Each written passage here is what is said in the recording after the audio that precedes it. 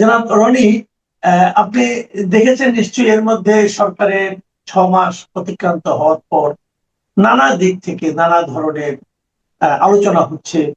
সরকারকে কিছু কিছু কেউ কেউ প্রশংসা করছে, কেউ কেউ তার সীমাবদ্ধতাকে তুলে ধরছে। দু একটা পলিটিক্যাল পার্টি যে সমস্ত বক্তব্য আমরা দেখতে পাচ্ছি, যেমন আপনার জামাতে ইসলাম অথবা ধরেন আপনার এনসিপি, হ্যাঁ, তারাও কিন্তু নানা ধরনের কথাবার্তা বলছে। এনসিপির একটা পর্যালোচনা আজকে দেখলাম। তারা হুম, একদম টু দা পয়েন্টে কতগুলি বিষয় নিয়ে আলোচনা করলো, যেমন তারা বলতে চাইলো যে অর্থনীতি, বিদ্যুৎ, জ্বালানি ও কৃষি সংকটে জীবনযাত্রা এখন বিপর্যস্ত হয়ে পড়েছে এবং এই সরকার এইগুলিকে ঠিক মতো চালাতে তো পারছেই না, বরং আর আগের চেয়েও খারাপ করে ফেলেছে। এই যে এনসিপির যে সমালোচনা, এটাকে আপনি মানে কতটুকু বাস্তবসম্মত মনে করেন? নাকি এটা কি কেবলই রাজনীতির জন্য রাজনীতি, নাকি আসলেও না।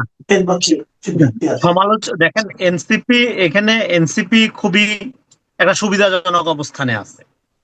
সুবিধাজনক অবস্থানে আসতে বলতে আপনারা ধরেন যে এনসিপি যে 18 মাসের যে সরকারটা, এই সরকারটা basically led by NCP, NCP Jamaat আর কি। এবং এনসিপি এবং জামাতের মধ্যে আপনার পার্থক্য আদৌ আছে কিনা এটা নিয়ে একটা বড় প্রশ্ন কিন্তু আছে। যে তারা অনেকেই মনে করেন যে একই রাজনৈতিক আপনার কারখানার দুইটা প্যাকেট বা দুইটা মোড়ক হইলো। হ্যাঁ, আপনার একটা নাম জামাত আর একটা নাম এনসিপি, কিন্তু হ্যাঁ একই কারখানা থেকে তারা উৎপাদিত পণ্য। তো এরকম একটা প্রতিষ্ঠানের সমালোচনা, এবং যারা 18 মাসের একটা বিশৃঙ্খলাপূর্ণ গভর্নমেন্ট চালায় আসছে, তো তাদের যদি এত রেডিক্যাল প্রস্তাবনা থাকে এবং তারা যদি এত যোগ্য হয়, এবং তারা শুধু নিজেরা যোগ্য না, তারা যোগ্য লোক নিউ ইয়র্ক থেকে, ব্রাসেলস থেকে, লন্ডন থেকে, হ্যাঁ, প্যারিস থেকে ওরাই নিয়ে আসছে বহু জায়গার থেকে, তাই না? সো এই এত এত এত তো বিদেশি যোগ্য লোক নিয়ে আইসা তারা 18 মাসে কি করছে? এবং 18 মাসে সমস্ত দলেরই সমর্থন ছিল। তো বলে তারা যেখানে একটা কাঁচা নগদ তাজা ব্যর্থতার, হ্যাঁ, অভিজ্ঞতা জনগণকে দিয়ে তারপরে এখানে একটা নির্বাচিত সরকার, এই নির্বাচনটা কিন্তু আদায় করে নিতে হয়েছে। এটা যা বারবার কিন্তু বিএনপির একাধিক নেতা দেখবেন যে বলছে যে আমরা এই নির্বাচনটা আদায় করে নিয়েছি নানাভাবে। নির্বাচন দেওয়ার কিন্তু তাদের কোনো প্ল্যান ছিল না, তারা তো যে 5 বছর 10 বছর চাই ওদিকে নিয়ে চলে যেতে চাচ্ছিল। তো বলে এখন এখানে দেশে সমস্যা আছে, এটা সবাই জানে। বিএনপি মানে স্বীকার করে না ব্যাপারটা এরকম না। প্রধানমন্ত্রী একাধিক বিষয়ে ইতিমধ্যে দুঃখ প্রকাশ করেছে। হ্যাঁ, এবং এখন কথা হলো, হ্যাঁ, দুঃখ প্রকাশ করলেই জনগণের কষ্ট তো লাঘব হয়ে যায় না। আপনার বাসায় বিদ্যুৎ নাই, গ্যাস নাই, এখন প্রধানমন্ত্রী দুঃখ প্রকাশ করলো, তাহলে তো আপনার রান্না হয়ে যাবে না। কিন্তু এই প্রক্রিয়াটা এই প্রক্রিয়াটা দূর করার জন্য আপনার একটা সময় লাগবে। রিয়েলি কতগুলো সমস্যা আছে, এই সমস্যাগুলো বিএনপি স্বীকার করছে। এখন আপনাকে একটা জলজ্যান্ত উদাহরণ দিই। ধরেন সরকারের 180 দিন, সরকারের যিনি মুখপাত্র, উনি বলতেছে কি 80 দিনের ওইখানে যে আপনার তার যে রচনা, সেই রচনা যেটা পাঠ করা হয়েছে, মিডিয়া যেটা অনেকে প্রকাশও করেছে, সেখানে বলা হচ্ছে সরকারের এই 180 দিনে আহ, ব্যাপকভাবে কর্মসংস্থান নিশ্চয়তার প্রতি আস্থা ফিরেছে। এই কথাটা কখন বলা হচ্ছে? যখন ফ্যাক্টরিগুলোতে গ্যাস নাই, যখন বাসা বাড়িতে আপনার রান্না বন্ধ, লোডশেডিং এর জন্য মানুষ অতিষ্ঠ, শহর গ্রাম থেকে শুরু করে, হ্যাঁ, কোনো জায়গা বাদ নাই। গ্রামে তো লোডশেডিং অবস্থা এরকম যে কারেন্ট যায় না, মাঝে মাঝে আসে, হ্যাঁ, বলে লোকজন আর কি। তো এরকম অবস্থায় আপনি বললেন কি সরকারের প্রতি জনগণের আস্থা এবং কর্মসংস্থানের নিশ্চয়তা, হ্যাঁ, নিশ্চিত হয়েছে 6 মাসে। সো যেখানে কর্মী ছাঁটাই চলছে, ফ্যাক্টরি বন্ধ হওয়ার কারণে, হ্যাঁ, বেতন ভাতা পাবে কিনা এটা নিয়ে আশঙ্কা তৈরি হচ্ছে। এদিক দিয়ে আপনার প্রধানমন্ত্রী দুঃখ প্রকাশ করছেন।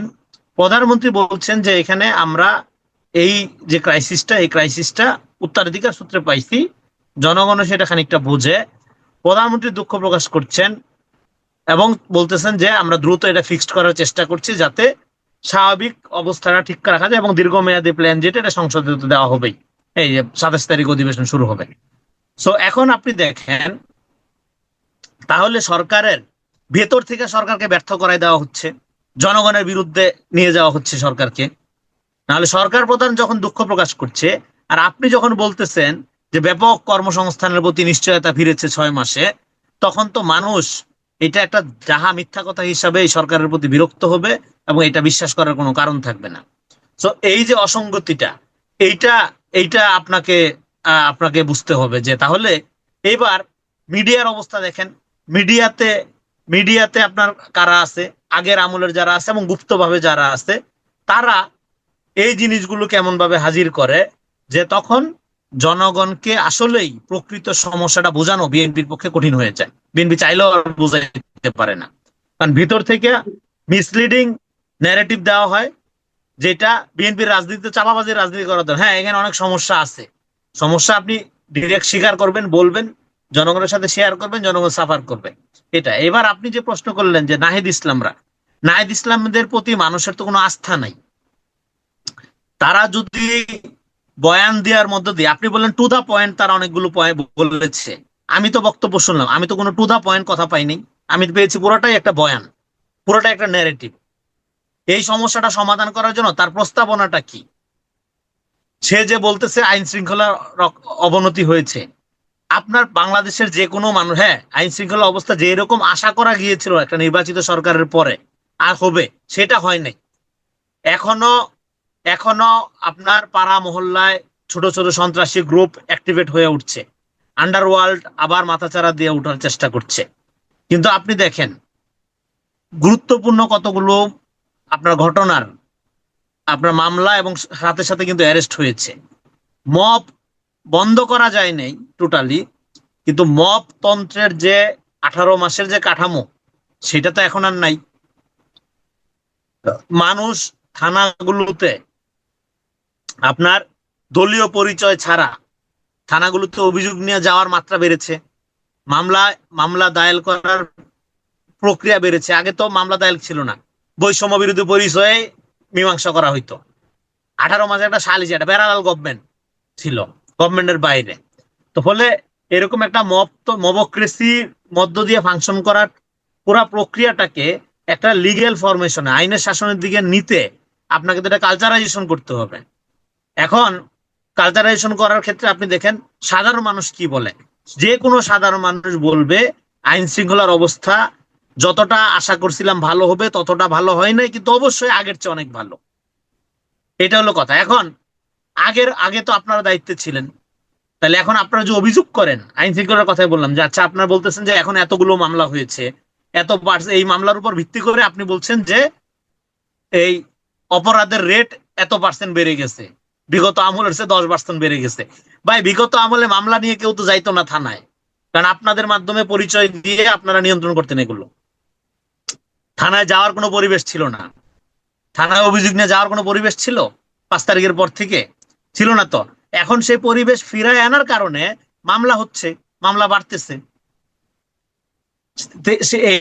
এইটার মানে এখন এটাকে আপনি পরিসংখ্যান আকারে হাজির করছেন। আপনি দেখলেন এটাকে আপনি পরিসংখ্যান আকারে হাজির করছেন যে এত% অপরাধ বেড়েছে। বা আগে তো রিপোর্ট হইতো না, মামলা হইতো না, এখন রিপোর্ট হচ্ছে। আপনি ডেটা জানতে পারছেন, এটা দিয়ে আপনি এবার একটা ন্যারেটিভ বানাইলেন যে আগের চেয়ে এত% অপরাধ বেড়েছে। তো যাই হোক, আমি একটা উদাহরণ দিলাম শুধু আর কি।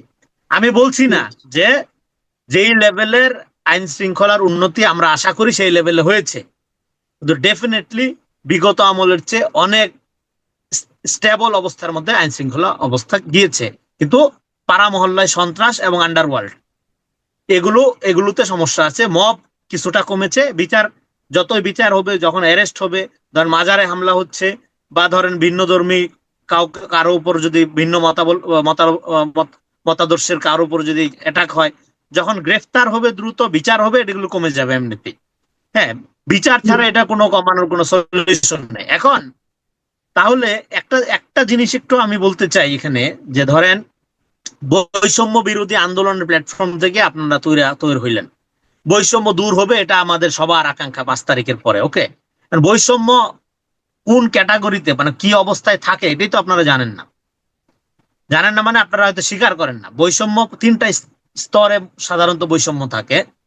একটা হলো আপনার এই যে সাধারণ জীবনযাপনের সুযোগ, কমন গুডস যেগুলো আমরা বলি, হ্যাঁ, খাদ্য, চিকিৎসা, বস্ত্র, এগুলো সবার প্রাপ্যতা নিশ্চিত করা। এটা হলো যে এটা নিশ্চিত করতে পারলে বোঝা যাবে যে আপনি একটা বৈষম্যহীন অবস্থার দিকে যান।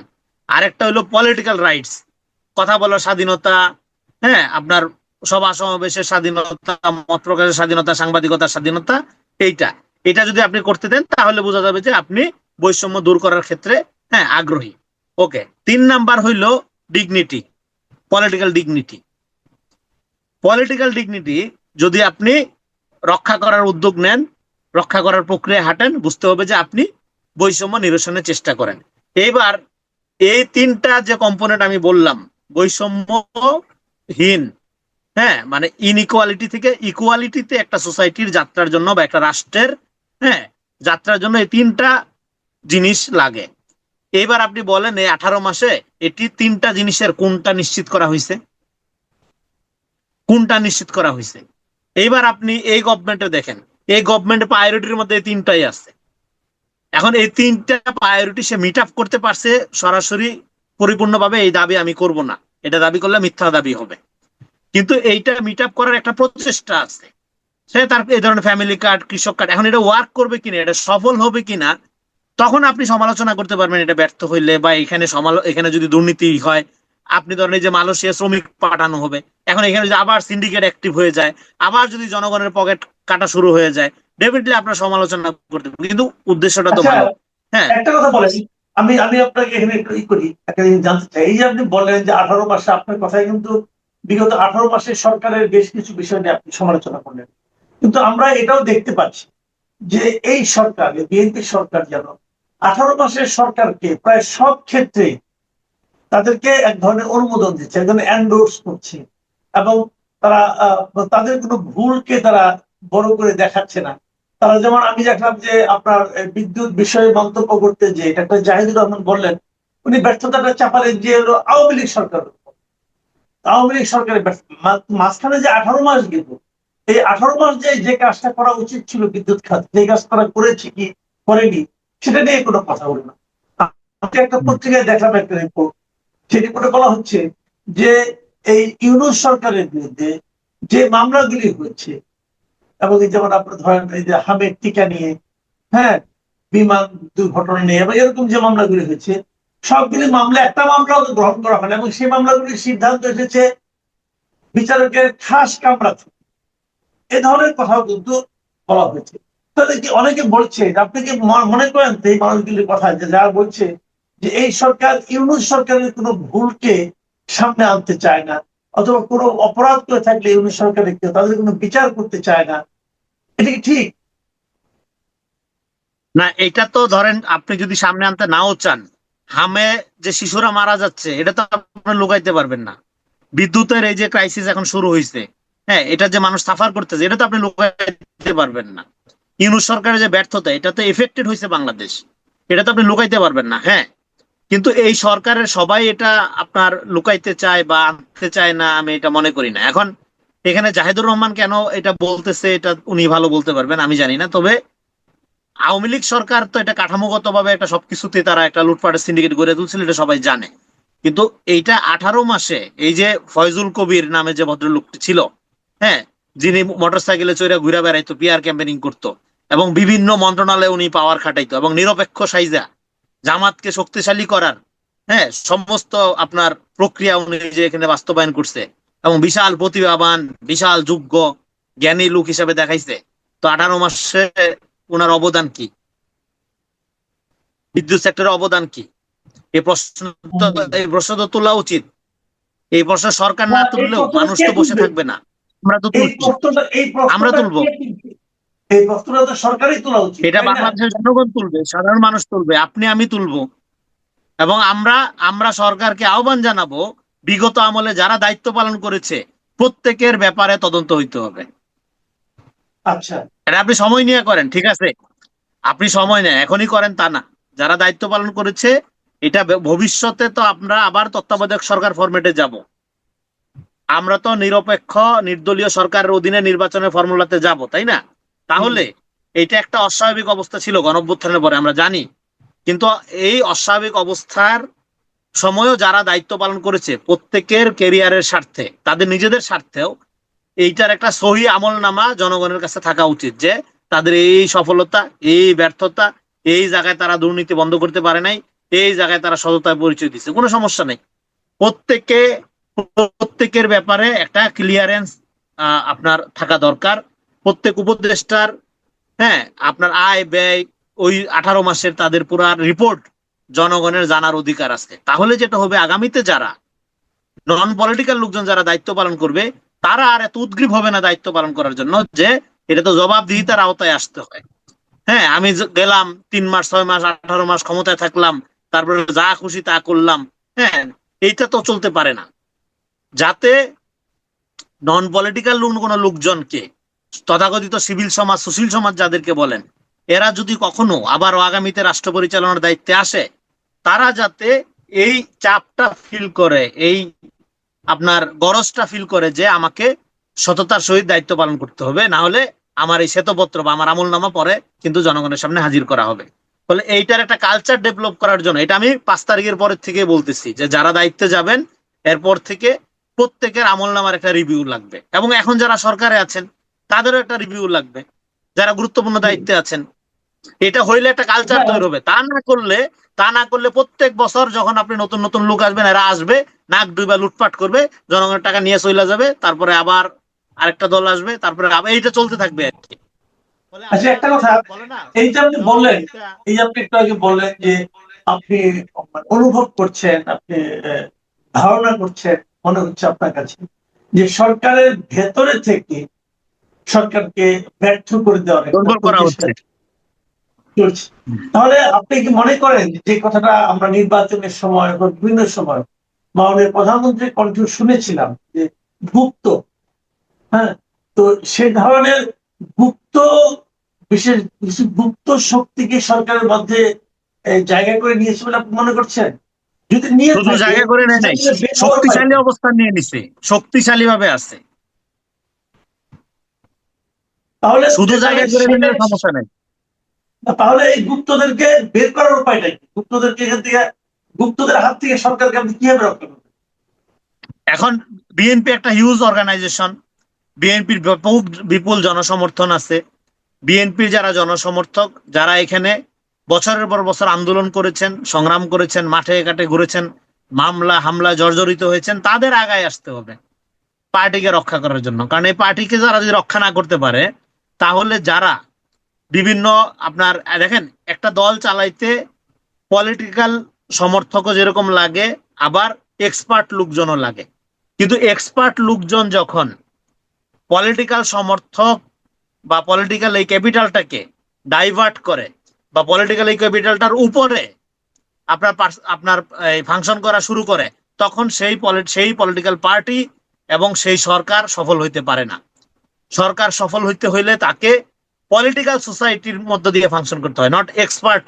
এক্সপার্টরা কাজ করবে, এক্সপার্ট আপনি হায়ার করে আনতে পারবেন, কিন্তু আপনার দলের লয়াল কর্মী যে জীবন বাজি রেখে 18 বছর লড়ছে, হ্যাঁ, কোনো কিছুর তোয়াক্কা করে না, শুধু দলকে ভালোবেসে, তাকে যদি আপনি অবমূল্যায়ন করেন, আপনি বিপদের দিনে এক্সপার্ট আপনাকে রক্ষা করবে না, সে কিন্তু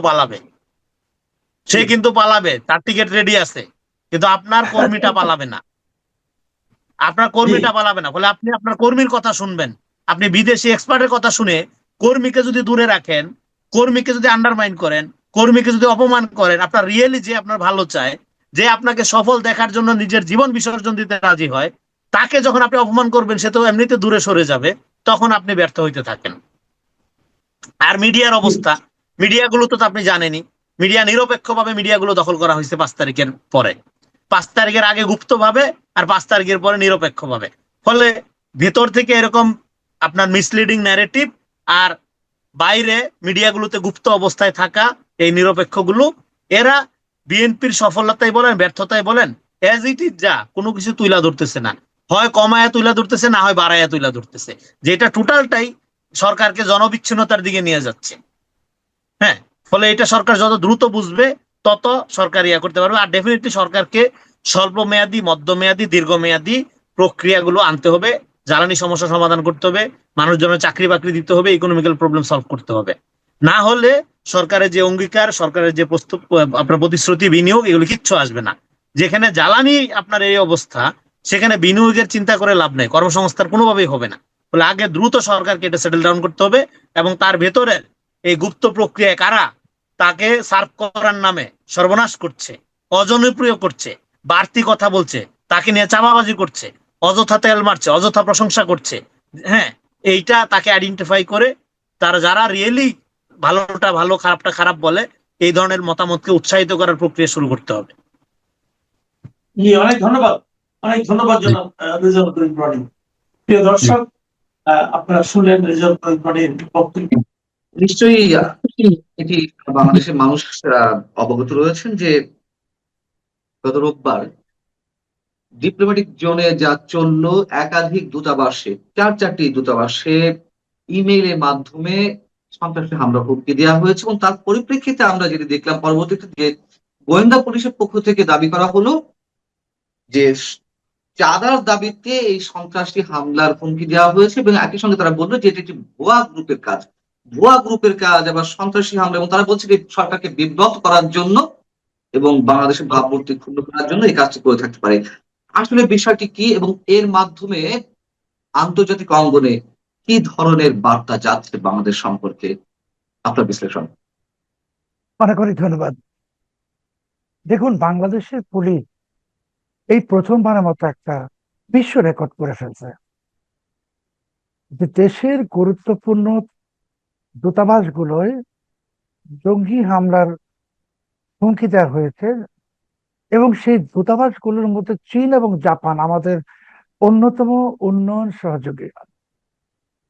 আমার জানা মতে আরো কয়েকটি দূতাবাসী গেছে, কিন্তু যেহেতু মানচিত্র কোনো তথ্য উপস্থাপন করে না, সেটা যদি কোনো গণমাধ্যমে না আসে, সেজন্য সেটা আমি বলতে চাচ্ছি না। কিন্তু একটু ক্রোনোলজিটা দেখুন। 10ই অগাস্ট জাতিসংঘের নিরাপত্তা পরিষদ বলল, নিরাপত্তা কাউন্সিল, বাংলাদেশে আকিস বা আল কায়দা ইন ইন্ডিয়ান সাবকন্টিনেন্ট প্রবেশ করছে। এর মধ্যে তো বোমা উদ্ধারের ঘটনা আমরা দেখেছি। এখন চীনা দূতাবাসে এই ঘটনা, জাপানি দূতাবাসে, এবং যেই কথাটা মিডিয়াতে লুকানো হচ্ছে, পুলিশ বলছে চাঁদাবাজির দাবিতে, চাঁদার দাবিতে বা বিকাশ নাম্বার দিয়েছে। দেখুন, এটার একটা অন্য আরেকটা ইম্প্যাক্ট আছে, যে বাংলাদেশে তো 2024-এর 5 আগস্ট থেকে চাঁদাবাজির সাম্রাজ্য চলছে। চাঁদাবাজি কারা করছে সেটাও আমরা জানি। তাহলে পুলিশ কি এবার প্রমাণ করলো যে এই চাঁদাবাজি আন্তর্জাতিকীকরণ হয়ে গেছে, মানে এখন বিদেশিদের কাছেও চাঁদা দেওয়া হচ্ছে, কূটনীতিকদের কাছে? এই বক্তব্যটা কিন্তু বাংলাদেশের এই সরকারের জন্যই ভাবমূর্তিগ্রস্ত। মানে চাঁদাবাজরা এত ব্যাপরোয়া যে এখন কূটনীতিকদের কাছেও চাঁদা চাই। এটা হলো প্রথম ঘটনা। পুলিশ যদি এটা ইচ্ছা করে করে থাকে, তাহলে এই সরকারকে পুলিশ চমৎকার ভাবে স্যাবোটেজ করে দিয়েছে। দ্বিতীয় হলো, যেই কথাটা কেউ বলছে না, যে পুলিশের সঙ্গে তো চীনের রাষ্ট্রদূত ঢাকায় ইয়াও ওয়েনের বাদানুবাদ হয়েছে, ঝগড়া হয়েছে। এই ধরনের ইমেল কোন দূতাবাসে গেলে, যে কোনো দূতাবাসে, চীন হোক, জাপান হোক, মার্কিন যুক্তরাষ্ট্র হোক, তাদের কিন্তু নিজস্ব ফরেনসিক টিম আছে, গোয়েন্দা টিম আছে এম্বাসির ভিতরে। তারা এটা প্রাথমিক যে পরীক্ষা নিরীক্ষা করে যখন নিশ্চিত হবে যে এটা কোনো উড়ো ইমেল নয় বা এটা কোনো একটা ফালতু জিনিস নয়, তখনই পুলিশকে খবর দিবে, কারণ ওরা তো হাস্যকর হবে না। তাহলে পুলিশ নিশ্চয়ই রাষ্ট্রদূতকে এমন কথা বলতে গেছে যে এটা চাঁদাবাজি, এটা এই, ওটা ওই, এর জন্য রাষ্ট্রদূত ঝগড়া করেছেন। আমার একটা প্রশ্ন আছে, তাদের সবচেয়ে একটা প্রশ্ন আছে, সেটা হচ্ছে যে দূতাবাস গুলোর পক্ষ থেকে আমি যতদূর জানি পুলিশকে আগে জানানো হয়নি। চীন বা জাপানের দূতাবাস তারা প্রথমে পররাষ্ট্র মন্ত্রণালয়কে জানিয়েছে, পররাষ্ট্র মন্ত্রণালয় পুলিশকে ইনফর্ম করেছে, পুলিশ পরবর্তীতে তাদের কাছে গেছে। এখন সাথে আরেকটি প্রশ্ন, যে এই যে চাঁদাবাজির কথা পুলিশ উল্লেখ করছে এবং একই সঙ্গে বলছে ভুয়া গ্রুপের কাজ, মানে আমরা পুলিশের বক্তব্য কতটুকু আস্থা রাখবো, আপনি সেটাই বিশ্লেষণ করার চেষ্টা করছেন। তো আমার প্রশ্ন হচ্ছে যে পুলিশ যে জানালো যে চাঁদাবাজ, মানে চাঁদার দাবিতে সন্ত্রাসী হুমকি, এই চাঁদার বিষয়টি কি ইমেইলে কোথাও উল্লেখ ছিল? আপনার কি নিজস্ব কোনো সোর্স থেকে জানা গেছে, বা দূতাবাসগুলো কি বলছে, এই বিষয়ে কিছু বলেছে? দেখুন, যে কোনো দূতাবাসে কিছু ঘটলে তারা আমাদের পররাষ্ট্র মন্ত্রণালয়ের সংশ্লিষ্ট ডেস্ককেই জানাবে, এটাই নিয়ম। যদি বন্ধের দিন হয় তাহলে অন্য বিষয়।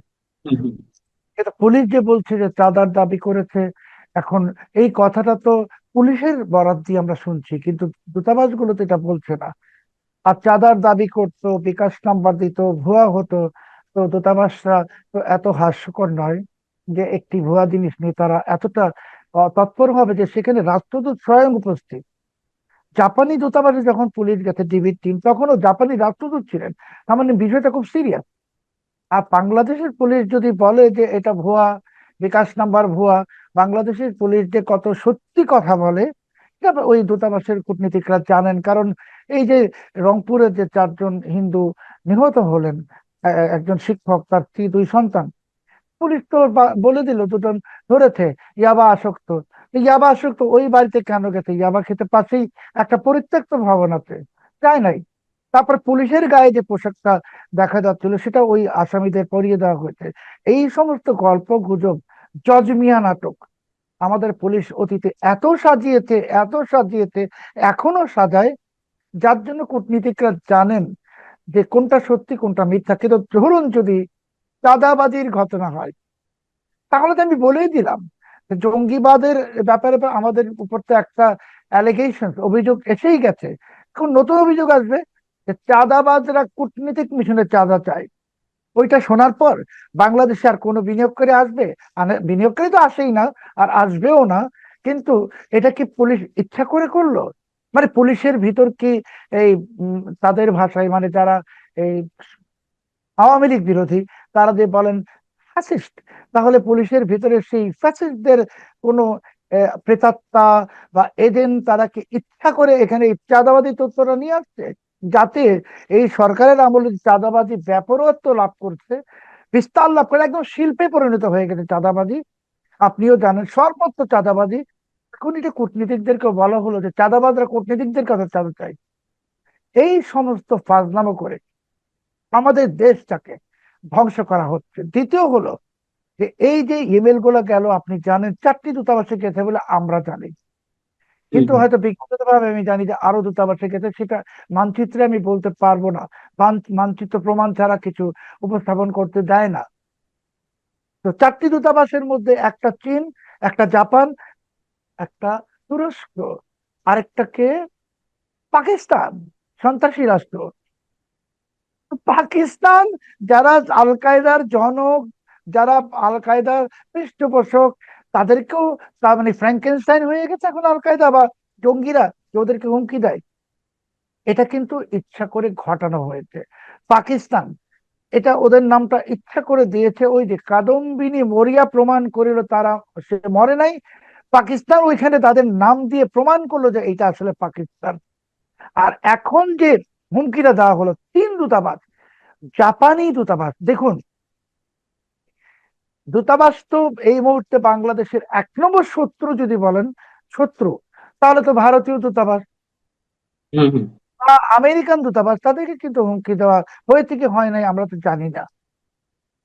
তো এই ঘটনাটা কখন ঘটানো হচ্ছে? যখন পাকিস্তান বাংলাদেশকে কথিত মক্কা চুক্তির নামে, পাকিস্তান আর তুরস্কের যে সামরিক জোট, এখানে যখন বাংলাদেশকে ঢোকাচ্ছে, তখন ওই সমস্ত ঘটনা থেকে, বা এই যে ভারত সফর নিয়ে প্রধানমন্ত্রীর বাতিল হওয়া ভারত সফর নিয়ে যে সমস্ত তর্ক এবং বিতর্ক, এই সবকিছু থেকে মানুষের দৃষ্টি অন্যদিকে সরানোর জন্য এই ঘটনাটা ঘটানো হয়ে থাকতে পারে।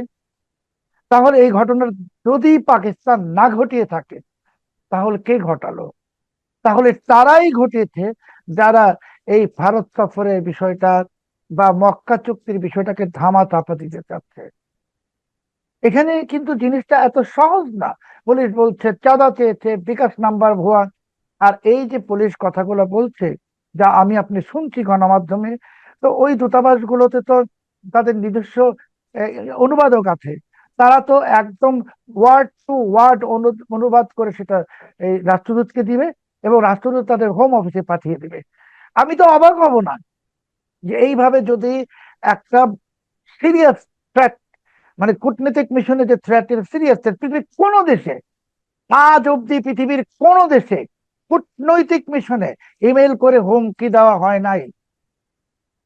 আক্রমণ হয়েছে, হামলা হয়েছে, কিন্তু ইমেল করে হুমকি দেওয়া হয় মাত্র একটা দেশে, এবং সেই দেশটির নাম হলো পাকিস্তান। তাহলে কি আমরা তো পাকিস্তান হয়ে গেছি? মানে আমাদের পাকিস্তানে যা ঘটছে এখানেও সেটা ঘটছে, ইমেইলে হুমকি। এবং এটাকে যদি সরকার সিরিয়াসলি না নেয়, আপনি নিশ্চিত থাকুন এর একটা চরম পরিণতি আমাদের দিকে আছে। চীন তো আমাদেরকে টাকা এমনিতেই দিবে না, গ্যাস নাই, বিদ্যুৎ নাই, আইন শৃঙ্খলা পরিস্থিতি নাই, কেউ টাকা দিবে না। চীন কেন, কেউই টাকা দিবে না। এখন সরকার যে কাজগুলো করছে এটাকে আমরা ইংরেজিতে বলি সুইসাইডাল, আত্মঘাতী বলো। আপনার অনুমতি নিয়ে আমি দুইটা তিনটা তথ্য একটু এখানে সন্নিবেশিত জি। করব।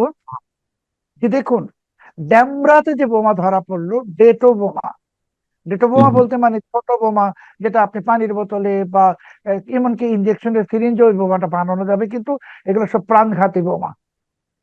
তো এই ডেটো বোমার সাথে সংশ্লিষ্ট যাদেরকে গ্রেপ্তার করা হয়েছে, একজনকে বলা হয়েছে সে দাওয়াতুল ইসলামের সদস্য।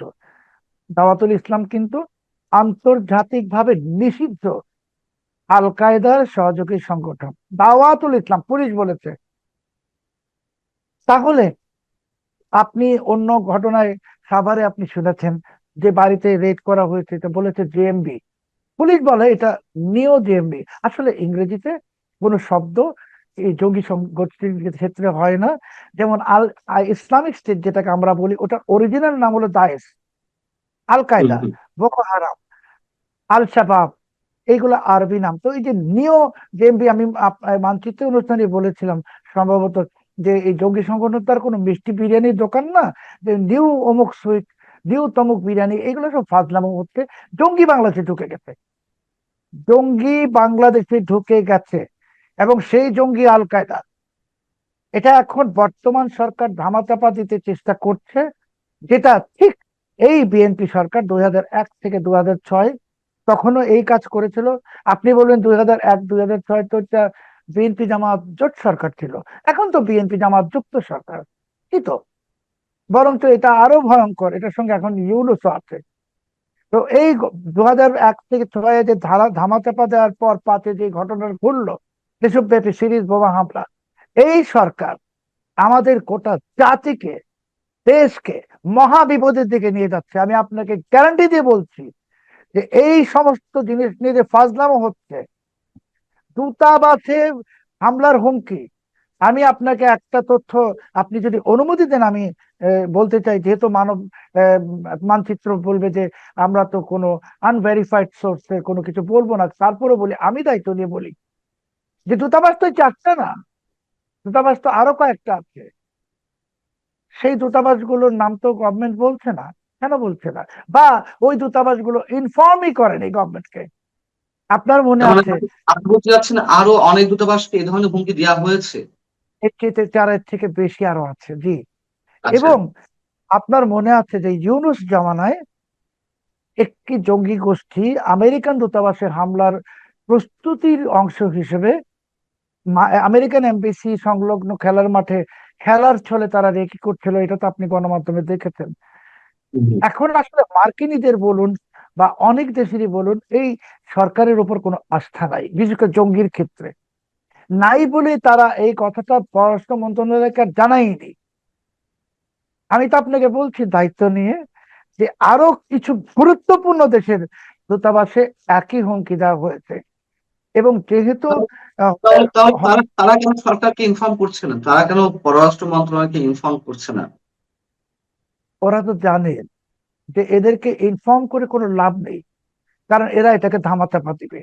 যার জন্য ওই দূতাবাসগুলোর একটি, আমি নাম বলতে পারবো না, বলবো না, অবশ্যই পশ্চিমা দূতাবাস, না তারা থামলে ফর্মালি কিছু তো তাদেরকে করতেই হবে। তারা তো বাংলাদেশে তাদের কার্যক্রম চালাবে, কিন্তু বাংলাদেশ আমি গভর্নমেন্টকে তো অবগত করতে হবে। একটা উত্তর দেই, তারা সরকারকে না জানিয়ে তাদের দেশের শীর্ষ গোয়েন্দা সংস্থাকে আমন্ত্রণ জানিয়েছে বা ইনভলভ করেছে এটাকে তদন্ত করার জন্য, যাতে ওরা যখন ইনফর্ম করবে পররাষ্ট্র মন্ত্রণালয়কে, তখন যেন আবার ওই আরেকটা জজ মিয়া নাটক না বানানো যায়।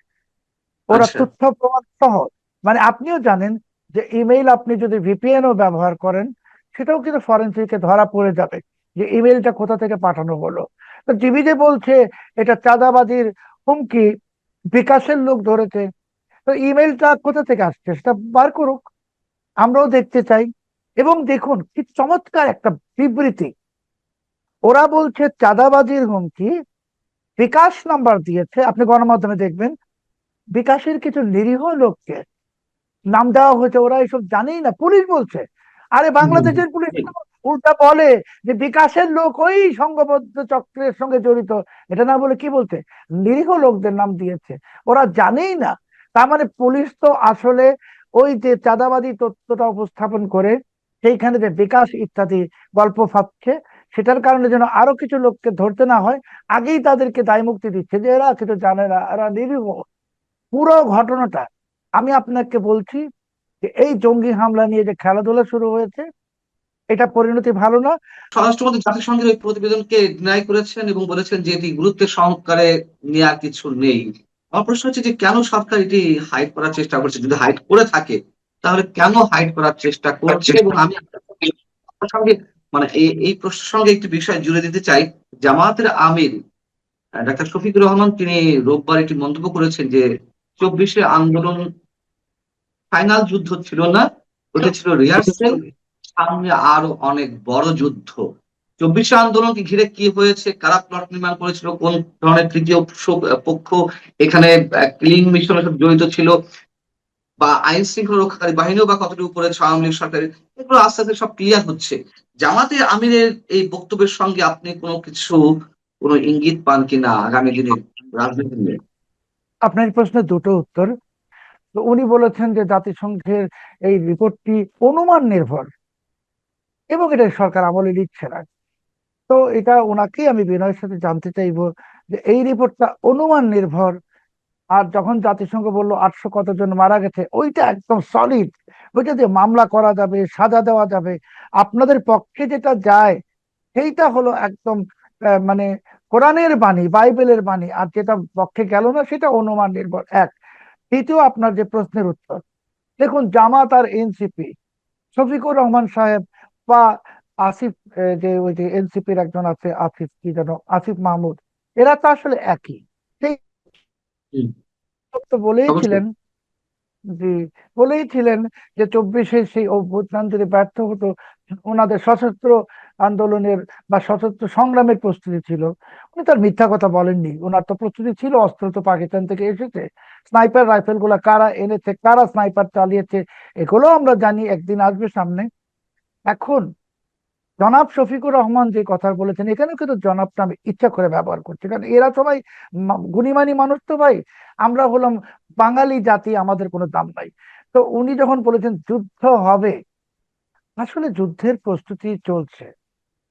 সেই যুদ্ধের প্রস্তুতি স্বরূপ আল কায়দা প্রবেশ করেছে, সেই যুদ্ধের প্রস্তুতি স্বরূপ দূতাবাসে জঙ্গি হামলার হুমকি দেওয়া হচ্ছে, সেই যুদ্ধের প্রস্তুতি স্বরূপ পুলিশ বলছে এটা চাঁদাবাজির ঘটনা, মেটিকুলাস ডিজাইন, আরেকটি মেটিকুলাস ডিজাইন চলছে। জামাত তো একদম মানে তাদের তো তৈরি ফলের থালটা বিএনপি কেড়ে নিয়েছে। 2026 সালের 12 ফেব্রুয়ারি তো জামাত নিশ্চিত ছিল ক্ষমতায় আসবে, এবং জামাত এখন নিশ্চিত যে নির্বাচন দিলে জামাতের 300 আসনে হয়তো 290টা আসনই তারা পাবে, এটা তারা মনে করে। কাজেই এখন যেহেতু নির্বাচন আর দেওয়ার সুযোগ নাই, আপনি নিশ্চিত থাকুন যে শফিকুর রহমান সাহেবের কথাটাকে আপনি একেবারেই কথার কথা ধরেন না। আর শফিকুর রহমান সাহেব সাধারণত কথার কথা বলেনও না, যেমন বলেছিলেন কর্মজীবী নারীরা প্রস্টিটিউট, বেশ্যা, পতিতা, এটা উনি একদম ওনার হৃদয়ে যে কথাটা সেটাই উনি বলেছেন, উনি কোনো ভনিতা করে কিছু বলেন না। তো এটাও উনি ভনিতা করেননি, যুদ্ধ হবে, যুদ্ধের প্রস্তুতি তারা নিচ্ছেন, কিন্তু বিএনপি সেই যুদ্ধের প্রস্তুতি সম্পর্কে অবগত নয়। আর বিএনপির ভিতরে জামাতের অসংখ্য এজেন্ট ঢুকে গেছে, বিএনপির ভিতর পাকিস্তানের বিপুল এজেন্ট ঢুকে গেছে, তারা সবাই মিলে তারেক রহমান সাহেবকে কোন জায়গায় নিয়ে যাচ্ছে, সেটা যেদিন যেই দিনটা আসবে তারেক রহমান সাহেব বুঝবেন যে উনি কাদের সঙ্গে বসবাস করেছেন। আবার বলছি আপনাকে যে তারেক রহমান সাহেবের ক্ষতি করার জন্য আওয়ামী লীগের প্রয়োজন নেই, আওয়ামী লীগ ক্ষতি করবেও না। তারেক রহমান সাহেবের কোনো বাইরের শত্রুর প্রয়োজন নেই, তারেক রহমান সাহেবের ঘরের মধ্যে এবং ওনার আঙিনায়, আঙিনায় মানে জামাত, এরাই ওনাকে সর্বনাশ করবে। বিএনপি সরকারের জন্য ভয়ঙ্কর বিপদ ধেয়ে আসছে। বিএনপি সেটা বুঝতেছে কি বুঝতেছে না আমি জানি না, কিন্তু ভয়ঙ্কর বিপদ বলতে ভয়ঙ্কর বিপদ। আবারও বলছি, আগের বার বলেছিলাম এই মানচিত্র অনুষ্ঠানে যে জঙ্গি ইস্যু নিয়ে হেলাফেলা করার কারণে এই সরকারের প্রতিটি লোকের উপরে নিষেধাজ্ঞা আসবে, আন্তর্জাতিক নিষেধাজ্ঞা। আজকে বলছি যে এই যে জঙ্গি হামলার হুমকি দেওয়া হলো দূতাবাসগুলোয়, এটাকে নিয়ে যদি আপনারা আহ, ফাত্রামো করেন, ফাজলামো করেন, ইয়ারকি করেন, এর খেসারত আমাদের সবাইকে দিতে হবে। হচ্ছে আন্তর্জাতিক নিষেধাজ্ঞার মুখে দেশ পড়ে গেছে অলরেডি, নাকি পড়তে যাচ্ছে, নাকি নিষেধাজ্ঞা আসবে, বিষয়টা কি বলতে আন্তর্জাতিক হবে? নিষেধাজ্ঞা, আন্তর্জাতিক নিষেধাজ্ঞাটা তো বজ্রপাত না যে হঠাৎ করে পতিত হয়, বা হুম, ধূমকেতুও হুম। না। আন্তর্জাতিক নিষেধাজ্ঞাটা একটা প্রক্রিয়া। তো সেই প্রক্রিয়া বা পাইপলাইন, সেই পাইপলাইনে বাংলাদেশ ঢুকে গেছে। এখন এই পাইপলাইন থেকে যদি আমরা বের হয়ে না আসতে পারি, আসলে বের হয়ে আসা যায় না আন্তর্জাতিক নিষেধাজ্ঞার পাইপলাইন থেকে, হয়তো একটু দেরি করে দেওয়া যায়, বিলম্বিত করা যায়, আখেরে আমাদের উপরে নিষেধাজ্ঞা আসতেছে। এখন জাতিসংঘের পক্ষ থেকে বা বিভিন্ন ধরনের মানবাধিকার সংগঠনের পক্ষ থেকে তো এই ধরনের ইনফরমেশন মাঝে মাঝে আমরা দেখি যে অমুক রাষ্ট্রে জঙ্গিবাদ বিস্তার করছে, অমুক জায়গায় জঙ্গিবাদ উত্থান করছে। কিন্তু এই ধরনের অভিযোগ এলেই কি তাই সেই রাষ্ট্রগুলো বা সংশ্লিষ্ট দেশগুলো নিষেধাজ্ঞার মুখে পড়ে? না, আপনি তো জাতিসংঘের একটি রিপোর্টের ভিত্তিতে তো দেশের সাবেক প্রধানমন্ত্রী সহ অনেকের বিচার করছেন, তাই না? জাতিসংঘের রিপোর্টই তো। আপনি তো সেটা বলছেন, এটা একদম বাইবেলের বাণী। তো ওইটা যদি বাইবেলের বাণী হয়, তাহলে এটাও বাইবেলের বাণী। আপনি তো একটা মানবেন অন্যটা মানবেন না, এটা তো হয় না। জাতিসংঘের রিপোর্ট মাত্র, আর কিছুই না। জাতিসংঘ বলে দিচ্ছে যে এখানে 800 না কয়শো লোক মারা গেছে, সেটার ভিত্তিতে আপনি দেশের সাবেক প্রধানমন্ত্রীকে মৃত্যুদণ্ড দিয়ে দিয়েছেন। অথচ যে জাতিসংঘের ভলকার টুর্ক বা আন্তনিও গুতেরেস, এরা তো ইউনূসের বন্ধু। ভলকার তুর্কের বিরুদ্ধে তো অসংখ্য অভিযোগ আছে, অসদাচরণের অভিযোগ। তো এইগুলোও তো হওয়ার পরেও তো আপনি সেই রিপোর্ট নিয়ে নাচতেছেন। আপনি সেই রিপোর্ট নিয়ে দেশের সব থেকে প্রাচীনতম রাজনৈতিক দলকে এবং আপনার রাজনৈতিক প্রতিপক্ষকে ঘায়েল করছেন। তাহলে ওইটা সত্যি হলে এটাও সত্যি, আর যদি এটা মিথ্যা হয় ওইটাও মিথ্যে। এইটা যদি অনুমান নির্ভর হয় আল কায়দা, তাহলে ওইটাও অনুমান নির্ভর। তাহলে পুরো বিচারটাই অনুমান নির্ভর। আপনাদেরকে এখন সিদ্ধান্ত নিতে হবে কোনটা সত্যি। যে স্বরাষ্ট্রমন্ত্রী যে বলেছেন যে এই রিপোর্টটি অনুমান নির্ভর, আমরা ওনার কথাটা মেনে নিব। যদি ওই রিপোর্টটিও অনুমান নির্ভর হয়, যেখানে বলা হয়েছে 800 লোক মারা গেছে, এটা অনুমান নির্ভরিত। জাতিসংঘকে এটা বাংলাদেশে তদন্ত করছে নাকি? ওইখানে ইউরোপের লোকেরা ওনাদেরকে বসিয়ে চা কফি এবং অন্য জিনিস খাইয়ে যে কাগজ ধরিয়ে দিচ্ছে, ওইটাই জাতিসংঘের রিপোর্ট। এইগুলো তো বললে হবে তাহলে না। তাহলে এখন খেলছে কারা? সরকার একটা আপনি হর্নস অফ ডায়ালগ, সরকার একটা হর্নস অফ ডায়লেমাতে পড়ে গেছে, উভয় সংকট। আপনাকে বলতে হবে জাতিসংঘের সবকিছু দৈব বাণী, যা বলে হুম। সবই দৈব বাণী।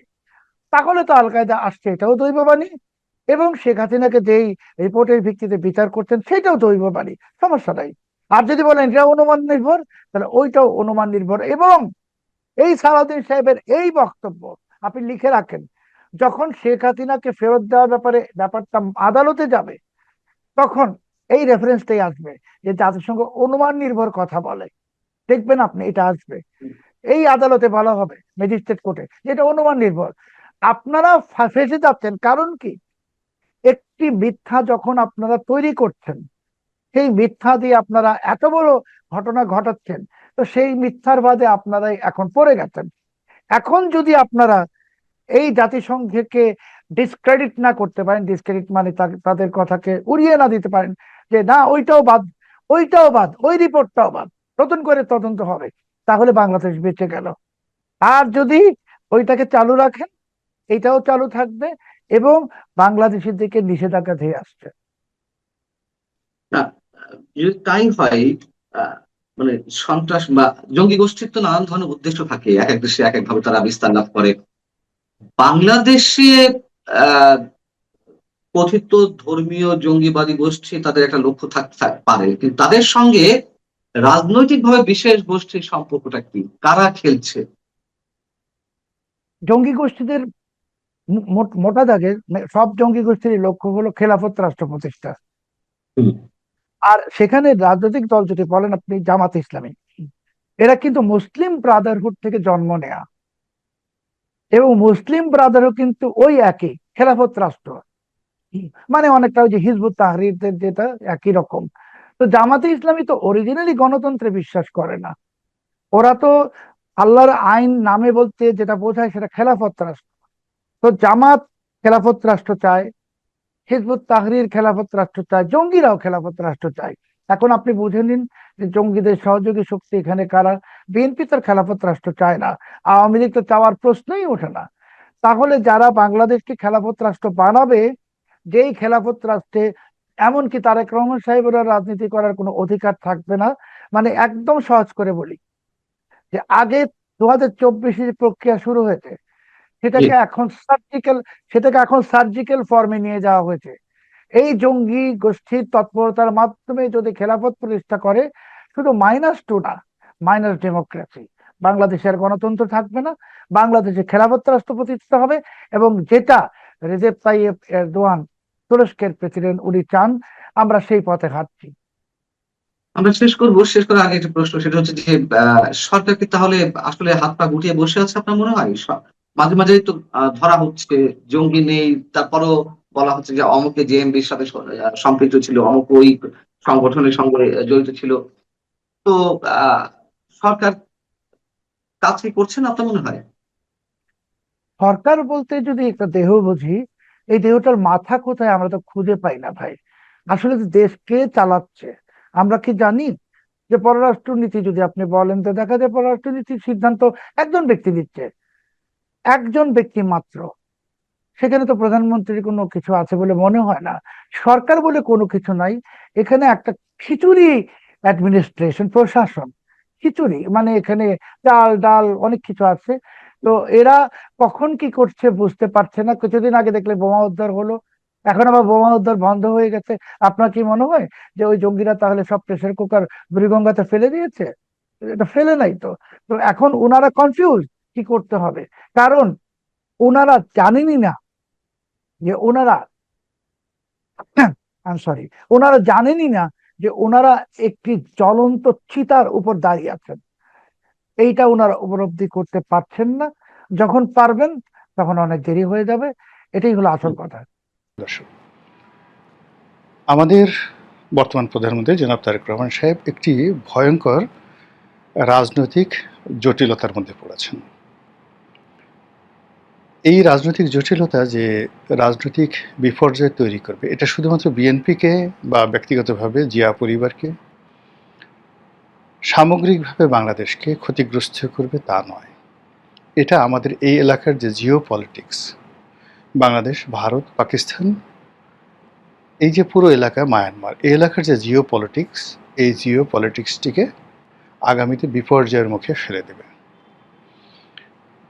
এখন রাজনীতির সমীকরণ যে জায়গাতে দাঁড়িয়ে আছে, এই সমীকরণের অব্যবহিত পরিণতিতে এ দেশটি কি হতে যাচ্ছে। এখানে তালেবান সরকারের মতো একটি দক্ষিণপন্থী সরকার ব্যবস্থা কায়েম হতে পারে। পাকিস্তানের মতো একটি military dictatorship under the cover of democracy. পাকিস্তানে যেভাবে এখন মার্কিন যুক্তরাষ্ট্রের তাবেদার সেনাবাহিনী, সেনাবাহিনীর তাবেদার একটি সরকার, সরকারের তাবেদার একটি বিরোধী রাজনৈতিক গ্রুপ, যেভাবে পাকিস্তান চলছে, এর বাইরে আপনি চলে যেতে পারেন একেবারে অ্যাজ লাইক মিশরের মতো। সেখানে আব্দুল ফাত্তাহ সিসি যেভাবে মিশরটি চালাচ্ছেন, ঠিক সেভাবে। যদি প্রেজেন্ট টেন্স বাদ দিয়ে আপনি অতীতে যান, তাহলে আপনি চিলিতে পিনোশে, ইন্দোনেশিয়াতে সুহার্তো, কিংবা জেনারেল নেউইন বা উ মং মং খা, তারা যেভাবে মায়ানমার চালিয়েছেন, ঠিক একই একটা পরিণতি আমাদের এই 18 কোটি মানুষের দেশে তৈরি হতে যাচ্ছে। বিষয়টা সংক্ষেপে বলার চেষ্টা করব, বুঝিয়ে বলার চেষ্টা করব, আশা করি আপনাদের ভালো লাগবে। রাজনীতির সবচেয়ে বড় বিপদ নয়, যাকে বলা হয় ভূমিকম্প এবং সুনামি, হলো রাজনীতির শূন্যতা। প্রকৃতি সব কিছু সহ্য করে, কিন্তু কোনো অবস্থাতেই শূন্যতা পছন্দ করে না। বায়ুমণ্ডলে যদি শূন্যতা হয়, সেখানে ঘূর্ণিঝড় হয়, কালবৈশাখী হয়। সমুদ্র পৃষ্ঠে যদি শূন্যতা তৈরি হয়, মহাবিপর্যয় তৈরি হয়ে যায়। সমুদ্র পৃষ্ঠ বাদ দিয়ে যদি আপনি সমুদ্রের তলদেশে কোনো শূন্যতার তৈরি হয়, সঙ্গে সঙ্গে সেখানে ম্যারিয়ানা ট্রেঞ্চ এর মতো গভীর খাতের তৈরি হয়। আর সেই ট্রেঞ্চের মধ্যে পৃথিবীর সবচেয়ে বড় পর্বতমালা অলিম্পাস তৈরি হয়ে যায়, এবং সেটা পার্মানেন্টলি এরকম একটা পরিস্থিতির সৃষ্টি করে। যেমন ধরুন, আপনাকে বলা হয় যদি আকাশে যেভাবে ব্ল্যাক হোল তৈরি করে পার্মানেন্টলি, এই ব্ল্যাক হোল কখনো মরে না, সব মরে যায়, আকাশের সব কিছু মরে যায়, তারাও মরে যায়, চন্দ্র, সূর্য, গ্রহ, তারা, নক্ষত্র, একটা নির্দিষ্ট সময় আছে, কিন্তু কখনো ব্ল্যাক হোল কখনো মরে না। একইভাবে এই মহাবিশ্বের যেখানে এরকম ব্ল্যাক হোলের মতো প্রকৃতিতে ঘটনা ঘটে, সমুদ্রের নিচে যখন এই ঘটনাটা ঘটে, সেখানে বারমুদা ট্রায়াঙ্গেলের মতো একটি ট্রায়াঙ্গেল তৈরি হয়ে যায়, যেটা কিয়ামত পর্যন্ত ভয়ঙ্কর আস হয়ে থাকে। আবার শূন্যতার কারণে মরুভূমি তৈরি হয়, শূন্যতার কারণে আমাজন জঙ্গল তৈরি হয়ে যায়। প্রকৃতি কখনো শূন্যতা পছন্দ করে না, সেই জায়গা পূর্ণ করে ভয়ঙ্কর কোনো একটা কিছু দ্বারা। আর এই প্রাকৃতিক বৈশিষ্ট্যগুলো থেকে আমরা যেন শিক্ষা গ্রহণ করি, এজন্য দিনের পর দিন, বছরের পর বছর, শতাব্দীর পর শতাব্দী, সহস্রাব্দ ধরে এই পৃথিবী নিয়ে গবেষণা হচ্ছে। আর সেই গবেষণার প্রেক্ষিতে মানুষের যে আচার আচরণ, চালচলন, আমাদের জীবনে ফিজিক্স আছে, কেমিস্ট্রি আছে, বায়োলজি আছে, ভূগোল আছে, এরকম হাজার রকম বিদ্যা আছে। আর সেই বিদ্যার মধ্যে পলিটিক্যাল সায়েন্স সবচাইতে গুরুত্বপূর্ণ বিদ্যা, যে বিদ্যা বাকি সব বিদ্যাকে নিয়ন্ত্রণ করে। যে সমাজে রাজনীতি ঠিক নেই, সে সমাজে অর্থনীতি ঠিক হয় না। যে সমাজে অর্থনীতি ঠিক নেই, রাজনীতি ঠিক নেই, সে সমাজে কখনো পরিবার, সমাজ, মেধার বিকাশ হয় না। রাজনৈতিক অস্থিরতার কারণে পৃথিবীর বহু পণ্ডিত এক দেশ থেকে অন্য দেশে চলে গেছে। সেই দেশে গিয়ে, যে দেশে ভালো, সেই দেশে গিয়ে তারা সভ্যতা গড়ে তুলেছে। আমরা ঠিক সেরকম একটা শূন্যতার মধ্যে পড়েছি। আমাদের দেশে রাজনীতির পরিপূরক আওয়ামী লীগের পরিপূরক বিএনপি, বিএনপির পরিপূরক আওয়ামী লীগ, এই দুটো রাজনৈতিক দল যখন সক্রিয় থাকে, তখন সঙ্গে সঙ্গে আরও 20টি রাজনৈতিক যে কণ্ঠস্বর, সেগুলো বুলান্ত হয়ে যায়। এখন আওয়ামী লীগের জমানাতে প্রাণান্তভাবে চেষ্টা করা হয় যে বিএনপিকে দুর্বল করার জন্য। এখন সেই দুর্বল বিএনপির হাতে যখন আমরা ক্ষমতা দিয়েছি, তখন সেই দুর্বলের যে অত্যাচার, সেটা কতটা ভয়ঙ্কর হয়, সেটি বর্তমান জমানাতে আপনারা দেখতে পাচ্ছেন এবং আগামীতে দেখতে পাবেন। ফলে কি হলো, সন্ত্রাস, চাঁদাবাজি, মাস্তানি, কোনো একটা জায়গাতে কোনো চেইন অফ কমান্ড নেই। আমাদের দেশে এখন সন্ত্রাসীরা মোচেতা দিচ্ছে, ধরার পরে নজিরবিহীনভাবে শীর্ষ সন্ত্রাসী যুব দলের নেতাকে, সরকারি দলের নেতাকে খুন করার পর মোচেতা দিচ্ছে, আর তামিল সিনেমার নায়কের মতো পুলিশের গলা কেটে ফেলা হবে এইভাবে হুমকি দিচ্ছে। প্রধান শিক্ষক, principal, vice principal, vice chancellor, does not matter, মন্ত্রী, এমপি, কোনো সমস্যা না। যেখানে শক্তিশালী লোক আছে, সেই শক্তিশালী লোক সরকারি কোনো পদ পদবীকে কেয়ার করছে না, তার গাল আর পিঠ একত্র করে দিচ্ছে। এখন প্রধানমন্ত্রী হন, প্রধানমন্ত্রীর পরিবারের সদস্য হন, ডাজ নট ম্যাটার, কেউ আপনাকে সমীহ করছে না, যে যার মতো করে। এখন কৃষককে যে ভাষায় গালি দিচ্ছে, প্রধানমন্ত্রীকে একই ভাষায় গালি দিচ্ছে।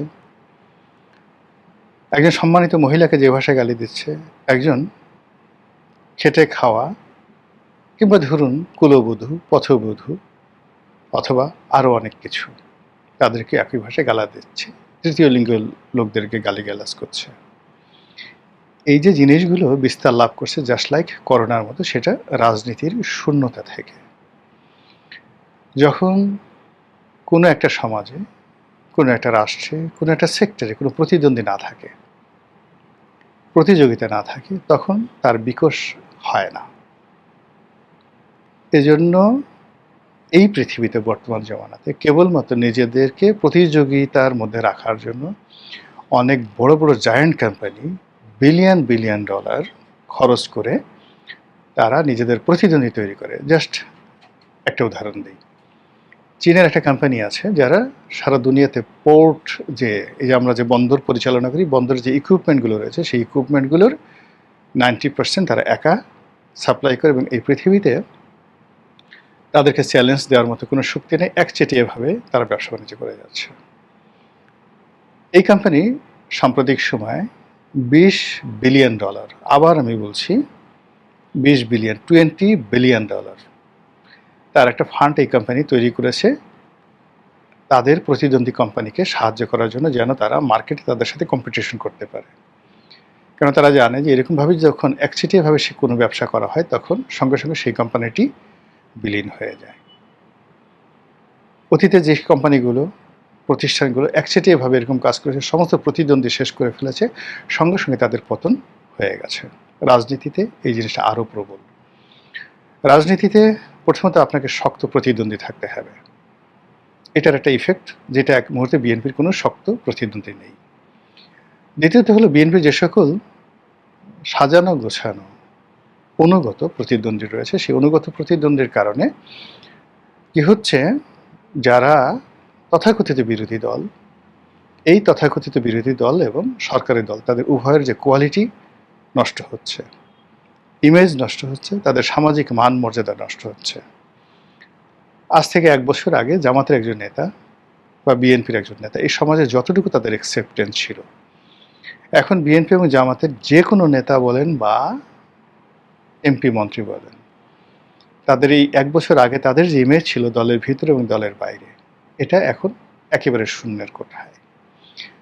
গত 1 বছরে আমরা ইন জেনারেল, সেটা শেখ হাসিনা বলেন, গোলাম মোল্লা রনি বলেন, এটা অন্য যে কোনো মন্দ লোক বলেন, আমাদের এই সমাজে প্রত্যেকটা মানুষই যে যার অবস্থান থেকে ইজ্জত হারিয়েছে, সম্মান হারিয়েছে, মর্যাদা হারিয়েছে।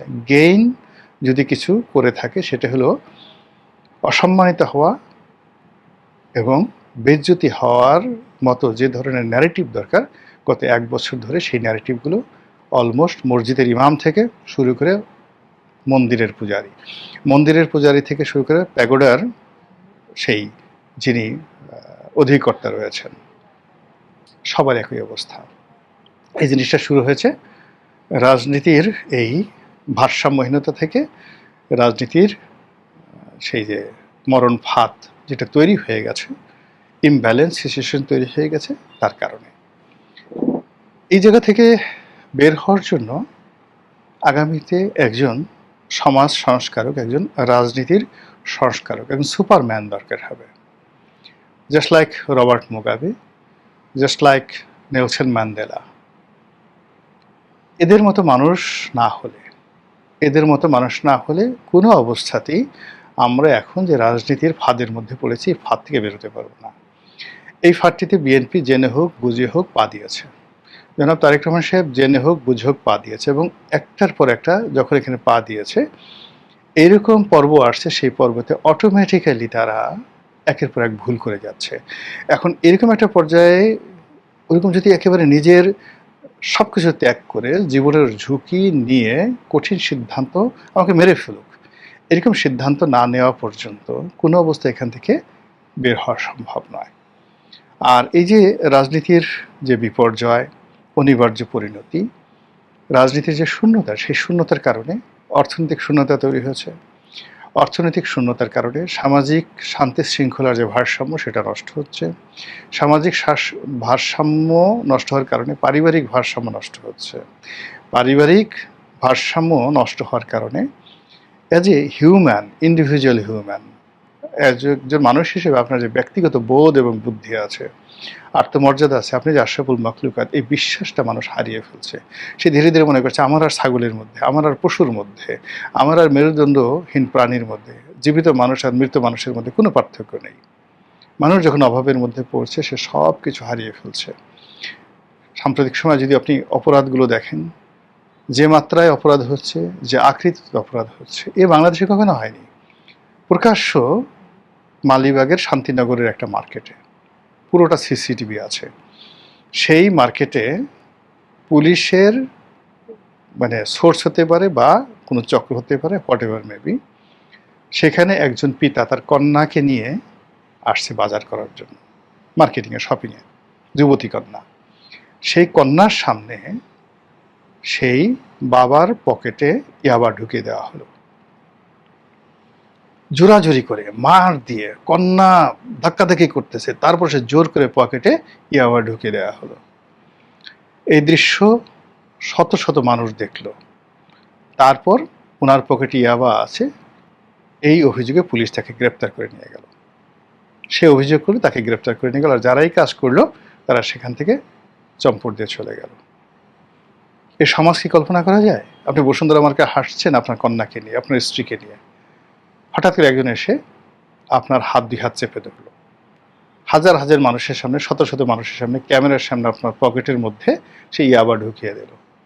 এরপরে সেই ইয়াবা আবার পুলিশ এসে আপনাকে সার্চ করলো, আপনার পকেটে ইয়াবা পেয়ে গেল, আপনাকে গ্রেপ্তার করলো। আপনি বললেন যে ওই লোক দেখেন, সিসি ক্যামেরাতে দেখেন, হাজার হাজার মানুষ সাক্ষী আছে, ক্যামেরা সাক্ষী আছে, ও আমার পকেটে ঢুকিয়েছে, ওই লোক, দ্যাটস ম্যান। সেই লোক মুসকে মুসকে হাসছে সিনেমার মতো, আর পুলিশ আপনাকে ধরে নিয়ে যাচ্ছে। আর আমরা কোটি কোটি মানুষ এই দৃশ্য দেখছি আর হাপিত্তেশ করছি, কিন্তু রাষ্ট্রের পক্ষ থেকে কোনো সাড়া পাচ্ছি না। এরকম অসংখ্য ঘটনা, একটি দুটো নয়। এই ঘটনা সেক্সের ক্ষেত্রে ঘটছে, এই ঘটনা দাম্পত্যে ঘটছে, পরকীয়ার ক্ষেত্রে ঘটছে, এই ঘটনা নামাজ কালামের ক্ষেত্রে ঘটছে, মসজিদে ঘটছে, মন্দিরে ঘটছে, সব জায়গাতে ঘটনা ঘটছে। মাদ্রাসায় ঘটছে, স্কুলে ঘটছে, কলেজে ঘটছে। অপরাধের ধরন এবং প্রকৃতি যা কখনো অতীতে বাংলাদেশে হয়নি। আর সব কিছুর মূলে রয়েছে এই রাজনৈতিক শূন্যতা, এবং সেই শূন্যতার দায় এখন বিএনপির ঘাড়ের উপর পড়েছে, জনাব তারেক রহমান সাহেবের ঘাড়ের উপর পড়েছে। এই দায় কি ৬-৭টা বা ৮-১০টা গোলাপি রঙের বাস নামিয়ে এই দায় থেকে মুক্ত হওয়া যাবে? এ দায় কি দুপুরে ১০০ টাকার খাবার খেয়ে, তারপরে ঘন ঘন মন্ত্রী পরিষদের সদস্য পরিবর্তন করে, নিত্য নতুন মানুষকে মন্ত্রী বানিয়ে, পাবলিক সেন্টিমেন্ট, ভারতে যাব না, চীনে যাব না, আমেরিকাতে যাব, এই কাজ করে রক্ষা পাওয়া যাবে? যদি যায় ভালো, আর যদি না যায়, নাগরিক হিসেবে